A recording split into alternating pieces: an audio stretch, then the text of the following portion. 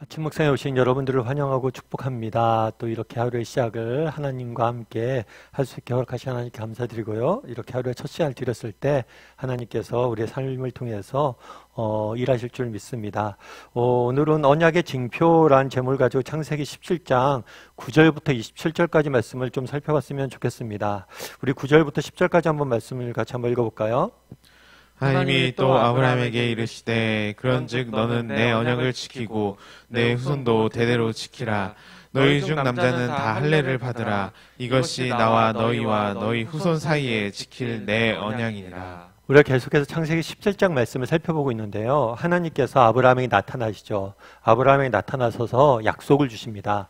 네가 여러 민족의 아버지가 될 것이다. 그런데 뭘 했냐면 아브라함이 원래 이름은 아므람이죠. 아브라함이죠. 그런데 아브라함으로 이름을 바꿔주세요. 이름을 바꿔준다는 것은 단순히 호칭을 바꿔주는 것이 아니라고 말씀드렸죠. 이것은 새로운 정체성을 보여주는 거예요. 그래서 네가 이전까지는 존귀한 아버지로 살았다면 이제 여러 민족의 아버지로서 살라라는 새로운 정체성을 부여하고 이 정체성에 걸맞게 살라라고 말씀하신 거죠. 그런 다음에 무엇을 명령하셨냐면 할례를 행하라고 명령하셨어요. 그렇다면 왜 할례를 행하라고 했을까요? 이 할례를 행한다는 것은 아브라함에게 새로운 이름을 주시고 새로운 정체성을 주셨잖아요. 이 정체성에 걸맞게 살겠다라는 고백을 담아서 할례를 하는 거예요.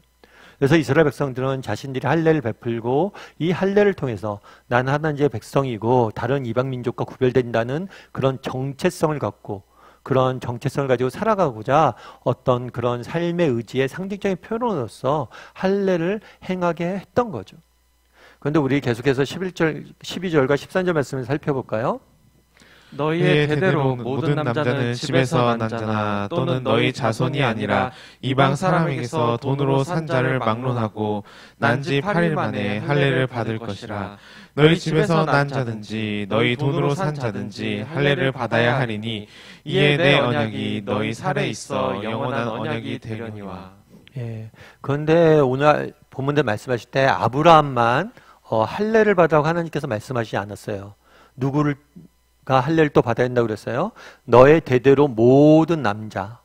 특별히 단순히 너의 직계 자손뿐만 아니라 네가 돈으로 산 자든지 너희 집에서 난 자든지 아니면 돈으로 산 자든지 다 받아야 된다라고 이야기를 했어요. 다르게 이야기하면 단순히 아브라함만 받는 게 아니라 모든 사람이 정말 하나님의 백성으로서 아브라함의 후손인 모든 사람이 인종적 차별도 없이 모든 사람이 또 시대적 차별도 없이 앞으로 날 모든 후손들이 받으라고 했거든요. 그래서 모든 사람이 할례를 받으라라고 말씀하신 거예요. 다르게 말하면 정말 하나님의 백성이라고 믿는 모든 사람들은 할례를 받으라고 정말 다르게 말하면 하나님이 너희가 백성이라고 믿냐?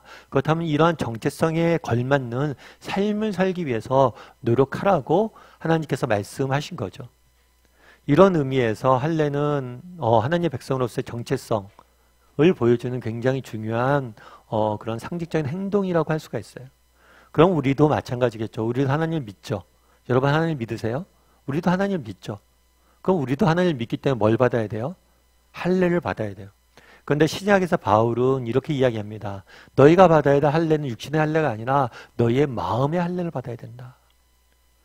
지금은 이런 육신의 할례를 행하는 그런 의식은 없습니다. 하지만 우리가 여전히 이 할례는 우리 모든 믿는 자들을 향한 하나님의 명령이에요. 우리가 정말 하나님의 백성이 되었다면 하나님의 백성답게 구별된 삶을 살기 위해서 노력해야 되겠죠. 그럼 여러분들은 어떠세요? 여러분들은 마음의 할례를 받으셨어요? 정말 하나님의 백성답게 구별된 삶을 살고 계세요? 그럼 하나님의 백성답게 우리가 구별되었다라는 징표로는 뭐가 있을까요?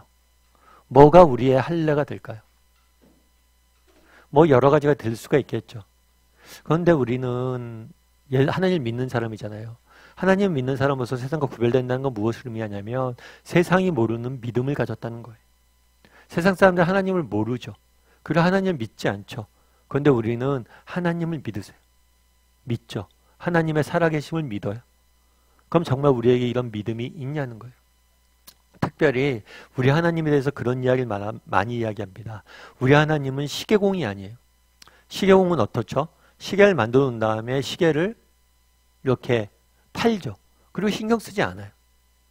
하나님이 이 세상을 모든 만물을 만들어 놓고 뒷짐지고 떨어져 있는 분이 아니에요. 우리 하나님은 시계공의 하나님이 아닙니다. 그럼 우리 하나님 어떤 하나님이에요? 정원사예요. 씨앗을 심죠. 그럼 씨앗이 자라죠. 그런데 이 모든 과정 속에서 정원사는 돌보고 이 식물을 가꾸어 가죠. 마찬가지란 거예요. 우리 하나님께서 지금도 살아계셔서 정말 내 삶 가운데 역사하고 계시고 내 삶을 돌보고 계시고 내 삶을 인도하고 계시다. 여러분 이런 믿음이 있으세요? 정말 우리가 할례를 받아야 된다라고 얘기했는데 우리가 세상 사람들과 구별되어야 된다고 얘기했는데 세상 사람들과 구별된다는 건 뭐냐? 세상 사람들이 알지 못한 믿음이 있다는 거예요. 어떤 믿음이 있어요? 정원사 되신 하나님. 하나님께서 지금도 살아계셔서 내 삶 가운데 개입하시고 내 삶을 아름답게 빚고 계시다. 이런 믿음이 있냐는 거예요. 또 우리가 할례를 받았다면 세상이 모르는 믿음이 있어야 되고 또 세상이 모르는 소망이 있어야 되겠죠. 히브리서는 뭐라고 이야기합니까? 하나님께 나아가는 자는 하나님의 살아계심과 또 그분이 자신에게 나오는 자에게 상 주시는 이이심을 믿을지어다. 상 주시는 이이심. 정말 우리 하나님께서 살아계셔서 정말 우리를 지금도 지켜보시고 정말 우리가 믿음을 가지고 정직히 살아가려고 노력을 했을 때 당장은 열매가 안 보일지 몰라도 언젠가 하나님께 반드시 상 주실 것이다. 우리를 칭찬해 주실 것이다. 정말 우리 인생을 아름다운 것으로 맺어 주실 것이다. 빚어 주실 것이다. 이런 믿음이 있냐는 것. 정말 우리가 하나님의 사람으로서 할례를 받은 사람으로서 구별된 사람으로서 산다는 건 무엇일까요? 세상이 모르는 믿음이 있는 거예요. 그리고 또 뭐가 있는 거예요? 세상이 모르는 소망이 있는 거예요. 여러분 소망이 있으세요?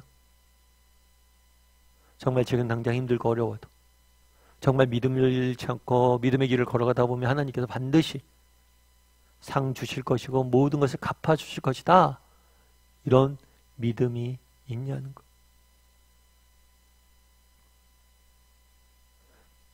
그래서 우리 한번 오늘 돌아봤으면 좋겠어요. 정말 그날의 아브라함에게 할례를 받으라라고 이야기합니다. 우리도 마음에 할례를 받아야 돼. 다르게 말하면 우리도 세상이 모르는 정말 하나님의 백성으로서 구별된 그러한 특징들이 있어야 돼. 그럼 우리에게 어떤 특징이 있어야 됩니까? 세상이 모르는 믿음이 있어야 돼. 세상이 모르는 소망이 있어야 돼. 한 가지 더 덧붙이자면 세상이 모르는 사랑이 있어야 돼. 하나님을 사랑하고 정말 그 사랑으로 세상 사람들을 사랑할 줄 아는 사람이 돼야 돼. 오늘 하루 돌아봤으면 좋겠어요. 나는 정말 세상이 모르는 믿음이 있는지, 나는 세상이 모르는 사랑이 있는지, 내 마음엔 세상이 모르는 소망이 있는지. 특별히 우리에게 소망이 있었으면 좋겠어요. 하나님께서 정말 우리가 정직히 믿음을 지키고 하시면 모든 것을 거두게 하실 것이다. 이런 소망이 있었으면 좋겠어요. 제가 이제 최근에 읽은 책 중에 한 권은 어떤 책이냐면 심리학자가 쓴 책인데요. 그 사람이 이제 선택에 관한 책을 썼어요. 그런데 선택에 관한 책을 쓰면서 그 책에서는 이런 얘기를 합니다. 우리 인생에 선택만큼 중요한 게 없대요.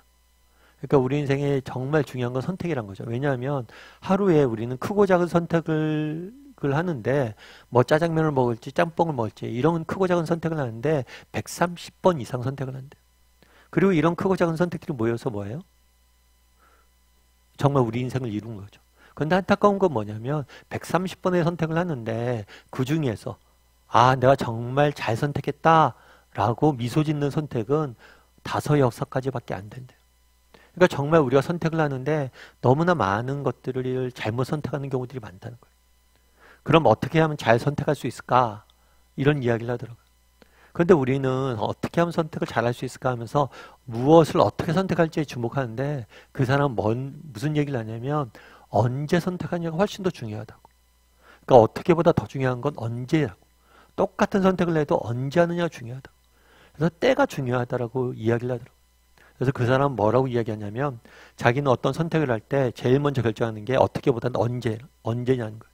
언제까지 선택을 해야 되는지 정하고 그때가 되면 정말 뭐예요? 내가 70% 정도만 준비가 돼도 선택을 한다고 그러더라고요. 참 제가 공감이 됐어요. 무엇을 보다는 때가 중요하다. 그렇겠죠. 정말 우리 하나님도 마찬가지예요. 우리가 그런 얘기를 생각이 들 수가 있겠죠. 왜 하나님께서 이렇게 우리의 기도에 더 응답하실까? 그런데 정말 하나님께서 우리의 아버지 되세요. 그리고 정말 모든 것을 주고자 하세요. 그런데 정말 좋은 때 주길 원하시는 거예요. 그래서 때로는 기다리기도 하시고 때로는 더디 오는 것처럼 응답 주실 것처럼 느껴지기도 한다는 거예요. 그래서 정말 하나님의 때를 기다릴 줄 아는 사람이 되었으면 좋겠고, 그 때를 기다리는 건 뭐예요? 기다릴 수 있는 힘은 어디서 나와요? 이 소망에서 나와요. 소망. 정말 하나님께서 반드시 자신을 찾는 자에게 상 주실 것이다. 갚아주실 것이다. 그래서 오늘 하루는 정말 세상 사람들이 모르는 믿음과 소망과 사랑을 품을 줄 아는 사람들이었으면 좋겠어요. 그리고 그것들을 나에게는 얼마큼 있는가, 세상에 모르는 믿음과 소망과 사랑이 얼마큼 있는가 점검해보고 또 그런 믿음과 소망과 사랑을 가지고 살아가는 오늘 하루가 되었으면 좋겠습니다.